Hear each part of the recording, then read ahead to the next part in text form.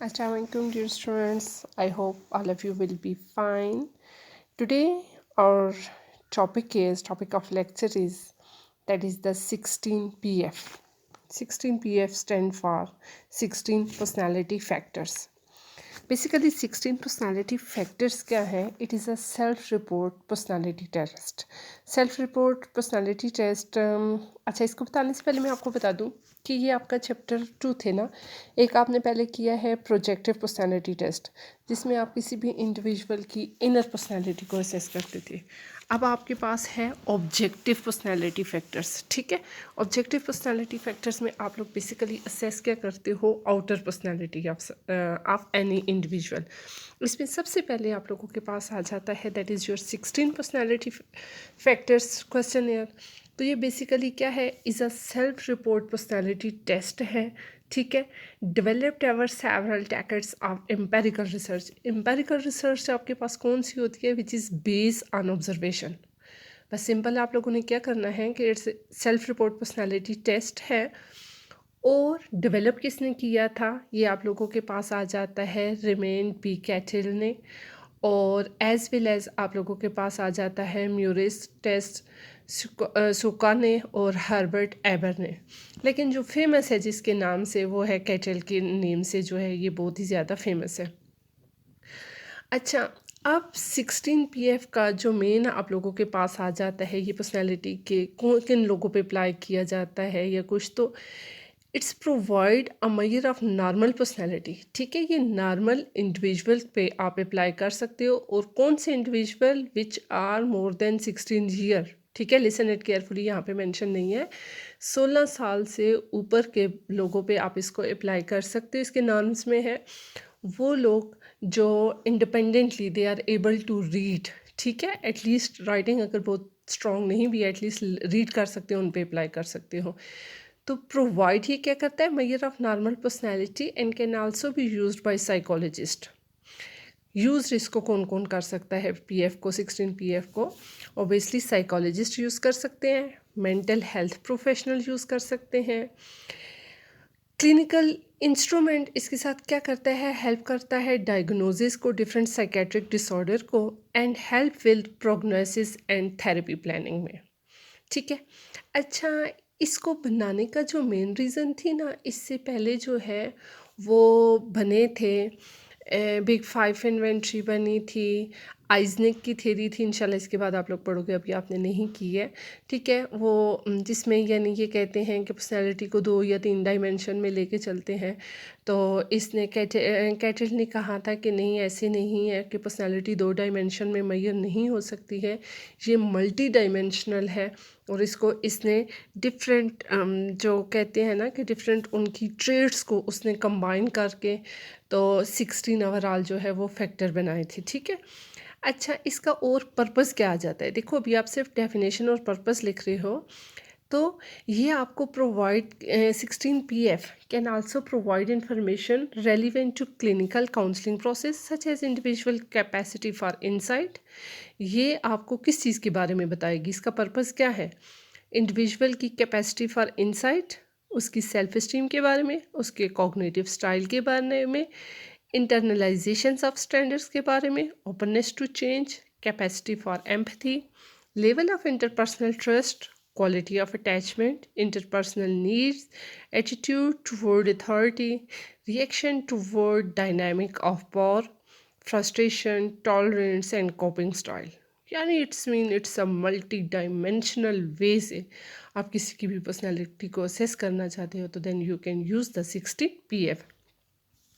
16PF हमारे पास क्या आ जाता है कि ये तो आपने ऊपर नॉर्मल इंडिविजुअल के लिए, लेकिन किसी को अगर कोई साइकोलॉजिकल प्रॉब्लम है तो वो भी इसमें असेस हो सकता है।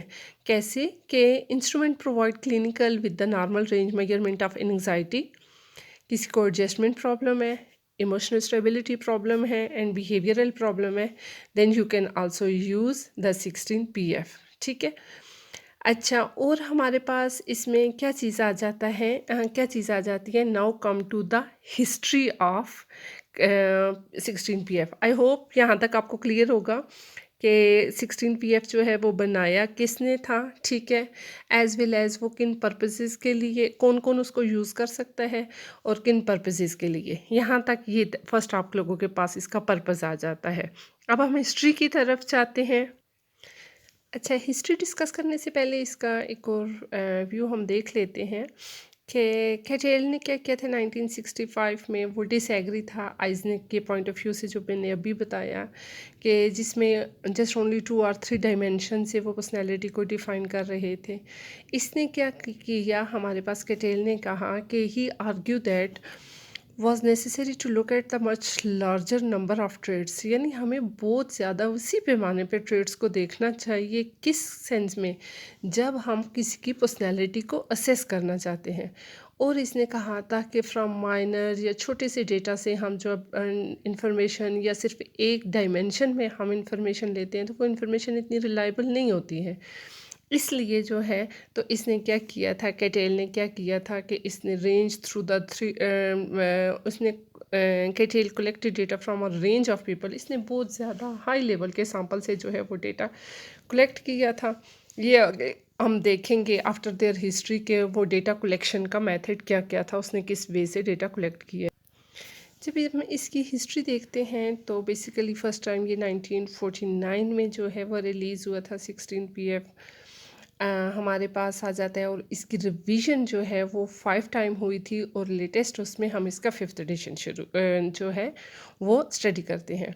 पहली दफ़ा ये क्या हुआ था 1949 में, सेकंड टाइम 1956 में, थर्ड टाइम 1964 और फोर्थ टाइम जो है ये 1968 में। अच्छा, करंट जो अभी भी मोस्टली कंट्रीज़ में यूज़ कर रहे हैं, दैट इज़ द 1993 वाला इसका वर्जन जो है वो यूज़ कर रहे हैं। But in spite of this, इसमें काफ़ी हद तक जो है इसको स्टैंडर्डाइज़ करने के लिए डिफरेंट US वर्जन वगैरह जो है वो स्टेबल हो चुके हैं। एक 2002 में हुआ है, ठीक है, जिसमें उन्होंने चिल्ड्रन और टीनेजर्स पे इसको अप्लाई किया है।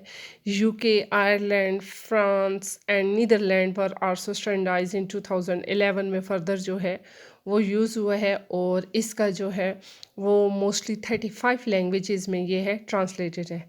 अच्छा, now your task is this के to identify either it is translated in Urdu version और नॉट। ठीक है, जब ओके का रिस्पॉन्स दोगे ये मुझे आप साथ बताओगे कि क्या उसका उर्दू वर्जन है या नहीं है। According to Kettle, there is a common structure on which people differ from each other. This structure could be determined empirically with the help of a statistical technique called factor analysis. There are also a number of surface traits that result out of the interaction of source traits. Kettle described the source traits in terms of opposing tendencies and also developed 16 personality factor questionnaire for the assessment of personality. This test is widely used by psychologists and other mental health professionals as a clinical instrument to help diagnose psychiatric disorders and help with prognosis and therapy planning. The test was first published in 1949, thereafter revised in 1956 and 19. There are 16 personality factors, hence it is known as 16 PF. These 16 factors are the major source traits. Kettle's theory asserts that every person possesses a degree of each of the 16 traits. Kettle also used term factors in place of traits. For each trait, factor label or code letters are used. The major source traits as represented on the 16 personality factor inventory is as follows. The factors are A, B, C, E, F, G, H, I, L, M, N, O and Q1, Q2, Q3, Q4, where A represents outgoing, reserved, B represents intelligence, C stable emotional, E dominant or submissive, F sober, happy, G conscientious and expedient, H venturesome, shy, I tough-minded, tender-minded, L trusting, suspicious, M imaginative or practical, N shrewd, forthright, apprehensive placid, Q1 radical conservative, Q2 self-sufficient group dependent, Q3 undisciplined controlled, Q4 relaxed or tense. Then let us look about the test. So the 16 personality factor inventory is a paper pencil test that consists of 185 multiple choice items, and the participant has to select one option in each question. There is no right or wrong answer to this. In some books, we have 171 item multiple choice items, while on other hand, in some time it is the considered as the 160. ठीक है, तो इंशाल्लाह जब college लगेंगे तो college में manual है, ठीक है, प्रॉपर। तो इसका टेस्ट जो है जो आप लोग प्रैक्टिकम में आपका साथ आ जाएगा, ये इंशाल्लाह उधर हम एडमिनिस्ट्रेट करेंगे, तो वहाँ के उसके लेटेस्ट एडिशन का हम साथ साथ साइड बाय साइड देख लेंगे, ठीक है। तो इसमें जो है वो डिफरेंट बुक्स में इसकी डिफरेंट बता रहे हैं, ठीक है। फ्यू बुक्स में वो ये कह रहे हैं कि इनका जो है तो वो आ रहा है हमारे पास जो है तो वो 171 है।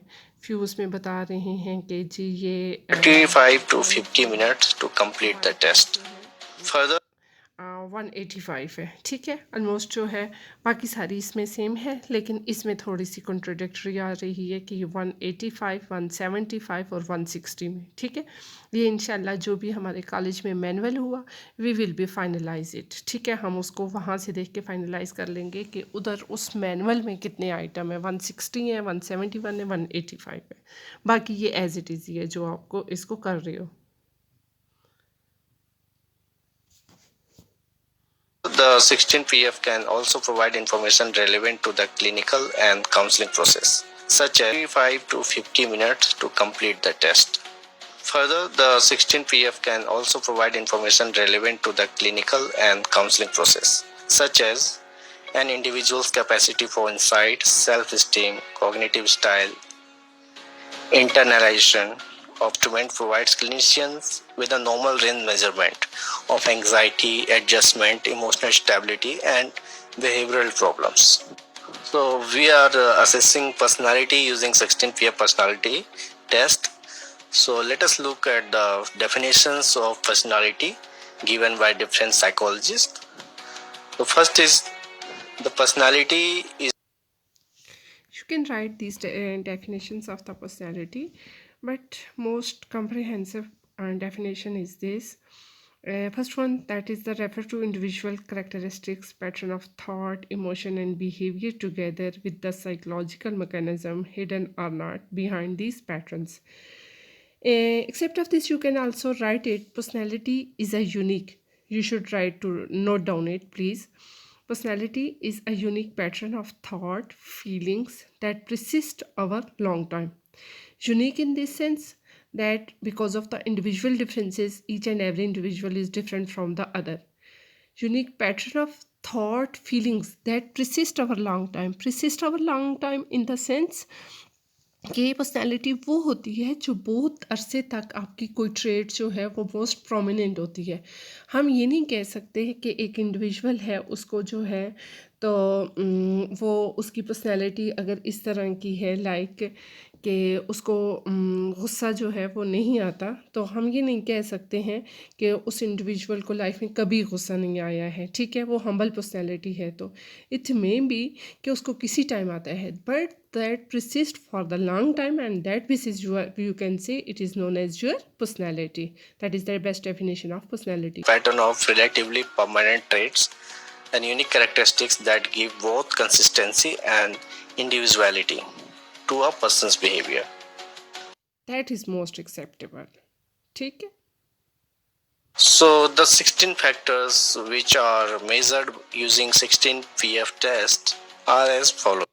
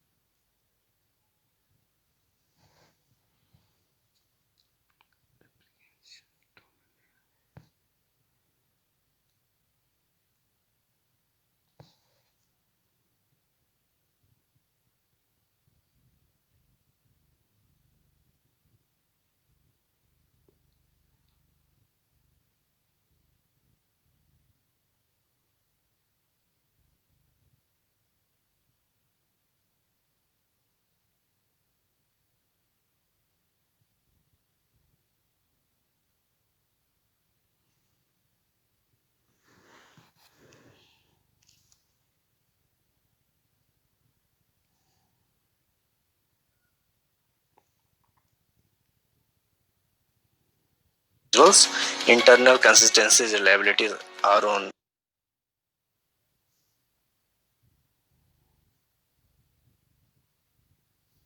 is Raymond Kettle. Basic purpose. Self-reliance means self-sufficient versus dependent. Sensitivity, tender-hearted versus tough-minded. Social boldness, suspicious versus trusting. And 16th is warmth, that is outgoing versus reserved.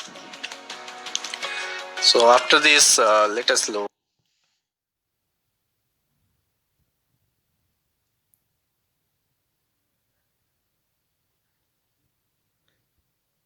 Students, before going to discuss about the 16 traits, first of all, we have to study about it description of the test. So listen this description carefully. We will discuss the traits in next part. At the description of the test. So the author of the test is Raymond Kettle. Basic purpose of the test: measuring of 16 personality traits that describe and predict a person's behavior in variety of context. Number of items: it consists of 185 multiple choice items. Here, just you have to study about the you have already studied at the first that about the information about the author, basic purpose of the test, number of the item we have discussed, time spent, that is mostly take 35 minutes to 50 minutes. Age group you had already discussed about to 16 year. Here, and the change is that about its reliability and validity.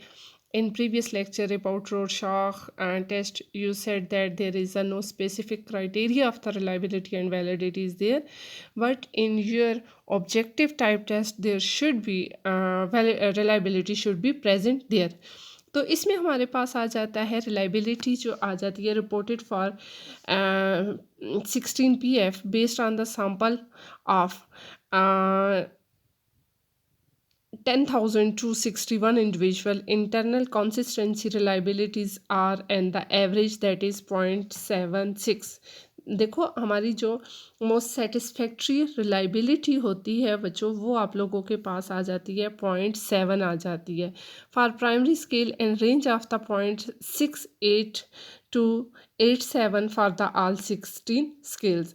16 scales in this sense कि 16 factors की सबकी separately इन्होंने find out की तो उसकी range overall हमारे पास 0.6 से लेकर 0.8 तक चली जाती है. ठीक है, 0.6 जो हमारी रिलायबिलिटी होती है वो टू सम एक्सटेंट क्वेश्चनेबल होती है, बहुत ज़्यादा स्टैंडर्डाइज नहीं होती है. 0.7 सेटिस्फैक्ट्री होती है और 0.8 जो है that is the very good reliability हमारे पास आ जाती है. ठीक है, answer sheet, pencil, set of 4 scoring key, norm table and record form.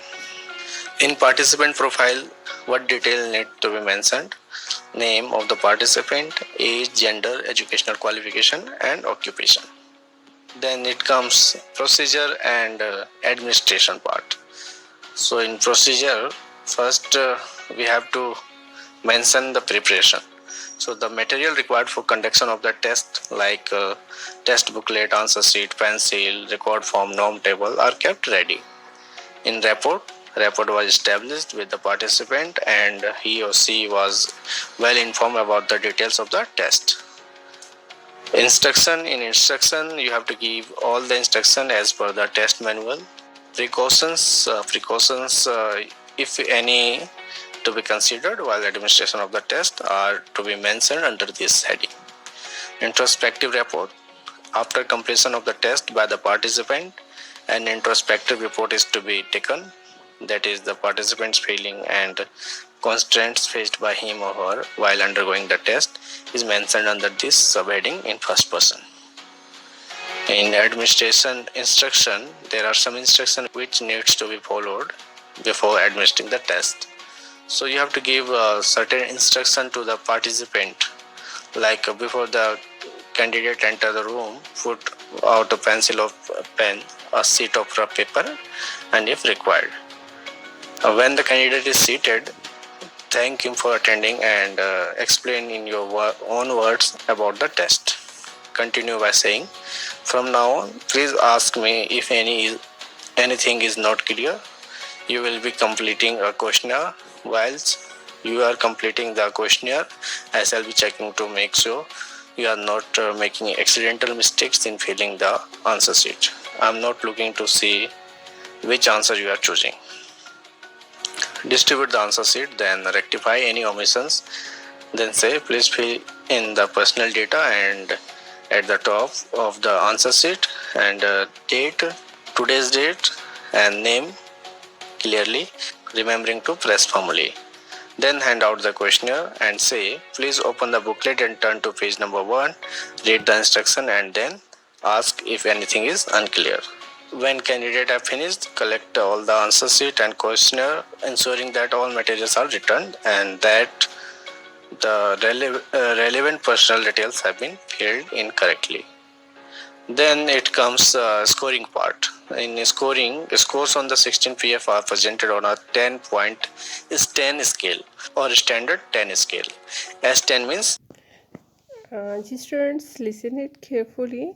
But one thing, here we need some strength scale, or you can say we need some keys for their assessment. So I am here unable to provide you the standard key 5 and standard deviation of 2.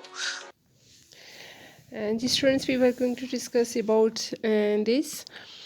You are unable to understand this part scoring until or unless you fulfill the questionnaire. I will send you the questionnaire. You should fulfill it at home. But there is a one problem. For their interpretation, we need a one key, and that is known as the Stansel's key. The key is in the lab, not practically we have available. So from here you should complete it. ठीक है, scoring से पहले वाला सारा part आप लोगों ने करना है. ठीक है, स्कोरिंग वाला पार्ट आप लोगों का सिर्फ पार्ट ऑफ प्रैक्टिकल होगा, ये आप लोगों का थ्योरेटिकल या साइकोलॉजिकल असेसमेंट में नहीं होगा. बट लिसन इट केयरफुली कि इंशाल्लाह जब हम कॉलेज जाएंगे तो मैं आपको सिर्फ स्टेंसल्स की उस वक्त दूंगी, उस बेस पे आप उसके रॉ स्कोर्स को कन्वर्ट कर लोगे अपने स्टैंडर्ड स्कोर्स में. वो स्टेंसल्स की जो है वो ऑलरेडी अवेलेबल होती है. ठीक है, उसे हम खुद मैनिपुलेट नहीं करते हैं. ठीक है, तो वो इंशाल्लाह उधर आपको प्रोवाइड कर दी जाएगी. तो अभी आप इसको गौर से सुने ताकि आप इस वे से इसको अटेम्प्ट कर सकें.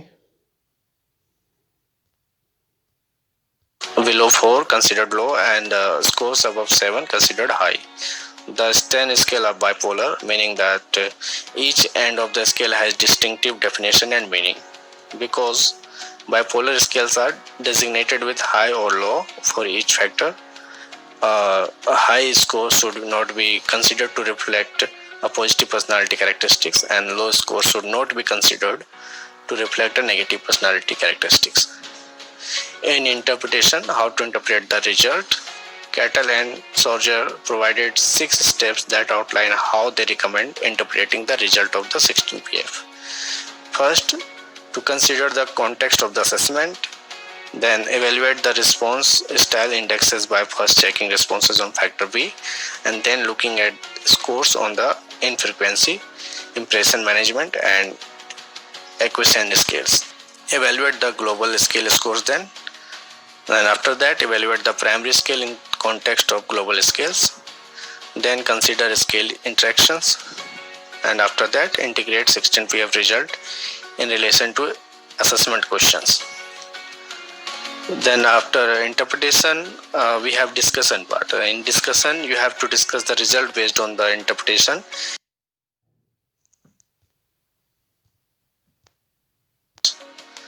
And references. In references, जी तो स्टूडेंट्स, जब हमने स्टार्ट में डिस्क्रिप्शन में बात कर रहे थे तो हम उसमें डेटा कलेक्शन की बात कर रहे थे. ठीक है, तो वहाँ पे हमने बात मिड में छोड़ी थी कि इसको हम फैक्टर्स के साथ कर लेते हैं. तो ठीक है, अब नाउ लिसन इट केयरफुली कि डेटा कलेक्शन जो है वो किस वे से की जाती है. जो है चीज़ें ऐड की थी, तो इसलिए ये बड़ा इसने कहा था कि जी बहुत ही जो है ना कम्प्लेक्स मेथड होता है कि इंसान की पर्सनैलिटी को जज करना. तो वो कोई 2 डायमेंशन या 3 डायमेंशन से उसको बिल्कुल भी जज नहीं किया जा सकता. उसके लिए एक ब्रॉड स्टडी चाहिए, इन डेप्थ स्टडी चाहिए, डिटेल्ड स्टडी चाहिए. ठीक है, तो सबसे पहले तो इसने एक अपना डाटा कलेक्शन का एक मेथड इसने वजह किया था। वो क्या किया था, इसने कहा था कि इंसान का डाटा जो है वो बड़ा इंपॉर्टेंट होता है। सबसे पहले तो उसका डाटा कलेक्ट किया जाए। डाटा कलेक्ट करने के लिए उसने उसको 3 हिस्सों में डिवाइड किया था। नंबर 1 पे जो है एल डाटा, नंबर 2 पे जो है क्यू डाटा और नंबर 3 पे जो है वो टी डाटा के नाम से इसने 3 हिस्सों में उसको डिवाइड किया। अब एल डाटा में इसने क्या जी स्टूडेंट्स, अभी हम पढ़ रहे थे डिस्क्रिप्शन में आपने कहा था कि डेटा जो है वो डिटेल में लेना चाहिए। तो डिटेल में डेटा जो है वो हमारे पास 3 वेज से आता है। एक आपके पास एल डेटा होता है। एल डेटा होता है live record data. Live record data ये आ जाता है कि जब भी कोई, स्पेशली फॉरेन में ऐसे होता है, जब कोई क्राइम करता है तो उसकी सिर्फ प्रेजेंट सिचुएशन पे ही फोकस नहीं किया जाता है, बल्कि उसमें क्या किया जाता है कि उसमें प्रेजेंट सिचुएशन के साथ साथ जो है ना उसकी लाइफ हिस्ट्री देखी जाती है कि उसका स्कूल रिकॉर्ड क्या था, बिगनिंग में उसने क्या किया था, कहीं उसके साथ कोई लाइफ में मिसहैप तो नहीं हुआ था, ट्रेजेडी नहीं हुई थी, एट्सेट्रा। ये एल डेटा में सारी चीज़ें। क्यू डेटा आप लोगों के पास कौन सा आ जाता है कि क्यू डेटा को आप लोग क्वेश्चनियर भी कह सकते हो। और इसमें हमारे पास क्या आ जाता है, design to rate an individual personality. यानी इसमें जो स्पेसिफिक आपका क्वेश्चनियर होता है उसमें आप ये देख रहे होते हो कि आपके इंडिविजुअल की पर्सनैलिटी को कैसे रेट कर रहे हो। ठीक है, लाइक आप लोगों का 16 PF है, तो यहाँ पे बेसिकली ये आ जाता है कि हर एक फैक्टर से रेलिवेंट जो है वो हमारे पास आ जाता है। हर एक फैक्टर से रेलिवेंट जो है वो तकरीबन डाटा, एल डाटा में लाइव 7 जो रिकॉर्ड, है वो क्यू 10 डाटा क्वेश्चंस हमारे पास आ जाते हैं। ठीक है, तो उसमें फिर हम लोग ये देखते हैं कि हमारा फैक्टर 1 है, तो फैक्टर 1 में अगर एबव स्कोर होंगे तो यानी हाई स्कोर होंगे तो पर्सनैलिटी कैसी होगी, लो स्कोर होंगे तो कैसी होगी। इन द सेम वे आप लोगों के पास थर्ड डेटा आ जाता है, that is the T data. ये डेटा आपके पास होता है कि this data is from the objective test design to tap into personality construct. इसके ज़रिए आप पर्सनैलिटी के मेन कॉन्स्ट्रक्ट्स को जो है तो वो आप असेस कर रहे होते हो कि मेन इसका ओवरऑल जो है वो क्या आ जाए। ऑब्जेक्टिव टेस्ट में डिजाइन किए थे एक पर्सनालिटी को जांचने के लिए, उसको परखने के लिए। तो बेसिकली ये इसके बारे में जो है थोड़ी अच्छा, ये आप लोगों के पास जब स्कोरिंग आ जाएगी ना तो ये आपके जो मेजर पर्सनालिटी फैक्टर्स हैं, मैंने आप लोगों को सेपरेट इसलिए नहीं करवाए हैं, मैंने कहा कि जहाँ पे आप स्कोरिंग करोगे तो उसी के साथ आप लोग इसको कर लोगे। ठीक है, तो ये आपके 16 फैक्टर्स के साथ जो आ रहे हैं, यानी इसमें अगर लो स्कोर्स होगा तो एक इंडिविजुअल की पर्सनालिटी कैसी होगी और हाई स्कोर होगा तो इसमें उसकी पर्सनालिटी कैसी होगी। Now listen it carefully. बढ़ सके बहुत कम टाइम के अंदर। अब फैक्टर है, नंबर 1 पे, नंबर 2 पे लो स्कोर है और नंबर 3 पे हाई स्कोर है। फैक्टर का मतलब अगर ये फैक्टर होगा, इसमें अगर एक इंसान का लो स्कोर होता है तो वो क्या होगा, और अगर उसका हाई स्कोर होता है तो वो क्या होगा। सबसे पहले जी वार्मथ, एक इंसान कितना गर्म जोश है। अगर उस गर्म जोशी के क्वेश्चंस जो मतलब जो 10 क्वेश्चंस है उसमें अगर उसके स्कोर हाई हुए इंसान के तो वो क्या होगा, सपोर्टिव होगा, कंफर्टिंग होगा। और अगर उसका स्कोर लो हुआ तो वो सेल्फिश या बड़ा जो है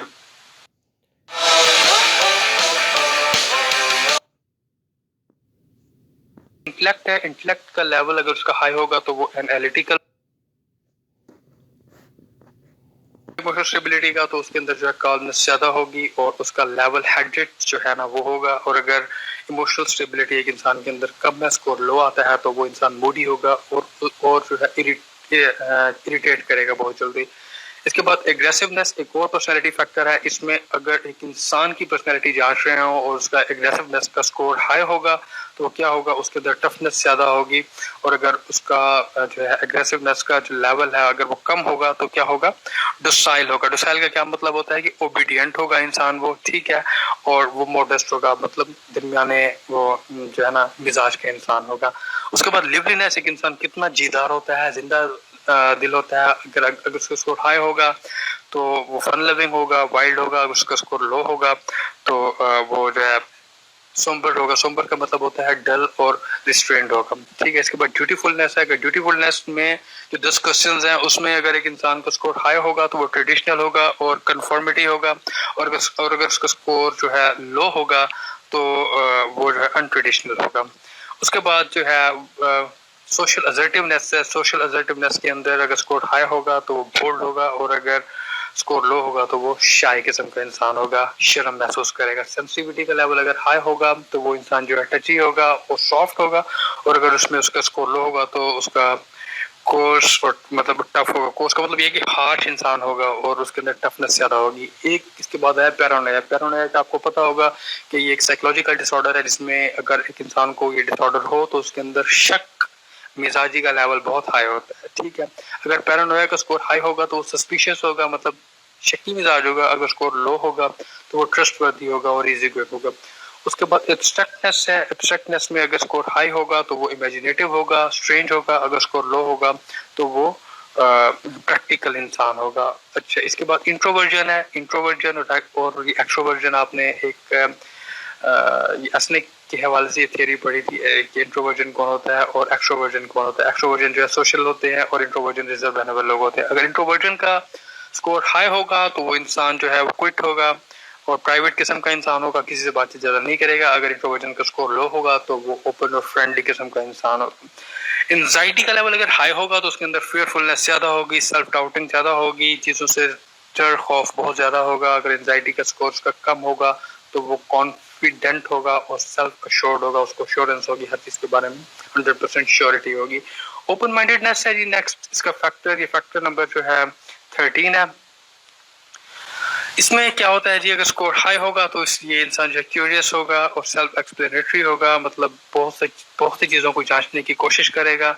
और अगर इसका स्कोर लो होगा तो क्लोज माइंडेड होगा, लिमिटेड किस्म का इंसान होगा। और इंडिपेंडेंस है। इंडिपेंडेंस का अगर लेवल इसका हाई होगा, स्कोर हाई होगा तो ये लोनर होगा और मतलब ये कितना पसंद मतलब रहने वाला इंसान होगा।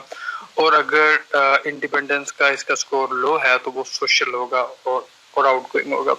इसके बाद परफेक्शनिज्म है। परफेक्शनिज्म में स्कोर हाई होगा तो वो ऑर्डरली होगा, मींस चीजों को मेंटेन रखेगा। और अगर परफेक्शनिज्म में स्कोर इसका लो होगा तो वो डिसऑर्गेनाइज्ड होगा, चीजों को ठीक से मेंटेन नहीं कर सकेगा।